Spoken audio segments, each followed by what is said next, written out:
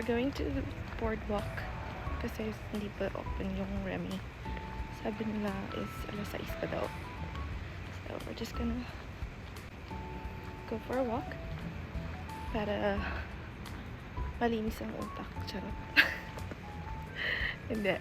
Sobrang ano lang. These days was just maraming iniisip, and I think walking is one of the best remedy that we can do para malas yung bago yung mood mo. It's good for your mood. So, let's do this. Wala naman akong goal for today, so saktong lakad lang kung saan man ako mapunta. So yeah, I'll talk to you guys later. Hey guys, it's 4:48 a.m. na, and I think I've been walking for like almost an hour na, and yeah, galing na ako ng punta ng Pier 1. I don't know if alam niyo yun, basta yun. And ngayon pupunta ng Buton sa may airport, so it's sobrang aga pa, pero feeling ko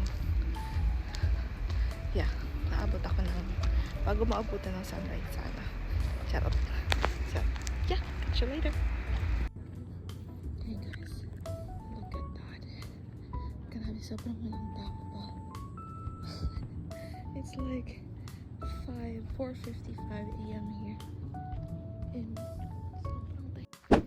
Hey guys, update. I've been walking for like 4 hours and 30 minutes. Last time I checked, nasa 13 kilometers na yung nalalakad ko. Grabe, and it's already 8:30. Oh my goodness. Tapos naglalakad pa ako. Ang layo pa nito. It's like around ilan pa ba? I think that's around 30 minutes pa na lakad. So sobrang nakakapagod yung sa paa. Para akong nagpenitensya. Penitensya ng tawag. O penitensya. Ewan ko. Basta. Sobrang sakit ng mga paa ko. And pinulikat pa ako na. I tried to run, pero pinalikat ako kanina. Sobrang numb ng legs ko. So hindi ko na tinuloy. Baka next time, malay mo, makapagkatapon na ako. So yeah, that's it. So far, sobrang sarap sa pakiramdam. Sobrang clear ng utak ko. Nakatulong siya para ma-clear yung utak ko.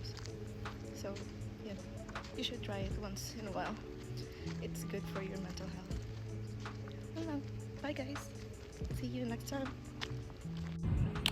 Hey guys.